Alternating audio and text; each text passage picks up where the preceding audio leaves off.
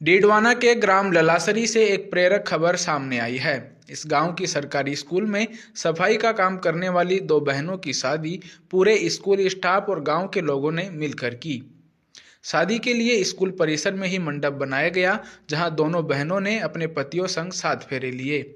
इसके बाद सभी की मौजूदगी में दुल्हनें स्कूल से ही अपनी डोली में उठी। इस घटना ने न सिर्फ इंसानियत और भाईचारे की मिसाल पेश की, बल्कि समाज में मौजूद जातिवाद पर भी करारा प्रहार किया। देखिए, मैं मेरी व्यक्तिगत बात करूं तो मुझे तो मेरे परिवार में भी कभी इस प्रकार के स्थितियों का सामना नहीं करना पड़ा कि जहां ऊंच नीच होता हो, भेदभाव होता हो। हाँ, दुनिया में है, लेकिन वहां पे तो बच्चे तो सब हमारे तो किसी विभिन्न प्रकार के वर्ग के बच्चे आते हैं। जो आज का तो राजकीय विद्यालय में स्थिति ऐसी है कि ज्यादा बच्चे होते हैं वो निचले तबके के आते हैं, पिछड़े तबके के आते हैं।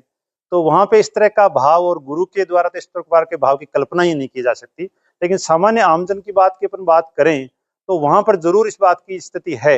लेकिन ललाश्री विद्यालय में जो काम हुआ है वहां पर समाज के हर वर्ग ने बढ़ चढ़ करके हिस्सा लिया है। और मैं कहता भी हूँ कि इस प्रकार का समाज, विभिन्न प्रकार के वर्ग, चाहे वो जाति से बने हुए हों, चाहे किसी अर्थ से बने हुए हों, सब प्रकार के समुदाय की सहभागिता होनी चाहिए। इससे समाज मिला जुला रहता है। और हमारे पुराने जो पूर्वज हैं, वडेरे हैं, उनकी भी परंपरा रही है प्राचीन काल से ही। ब्राह्मण की बेटी, हरिजन की बेटी, पूरे गांव की बेटी, और वो जो कहते हैं ना कि गांव का पावना और गांव की बेटी, इसको साक्षात रूप से प्रमाणित कर ललाश्री में हुआ है कि पूरे गांव ने मिलकर के बेटी को विदाई दी है। तो वो गांव की बेटी है, और जो हमारे जो उनके जो पति हैं वो पूरे गांव के पावने हैं। सामाजिक समरसता का बहुत ही बेमिसाल उदाहरण ये था।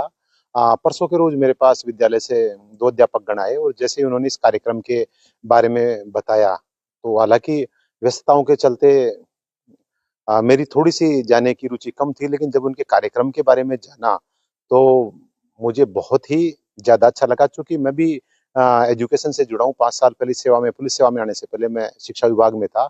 और वहां जाके हमने देखा, 3 जो गांव थे ललाश्री उसके पास के, वहां प्रत्येक व्यक्ति, प्रत्येक उपस्थित व्यक्ति तन मन धन से पूर्णतः समर्पित था।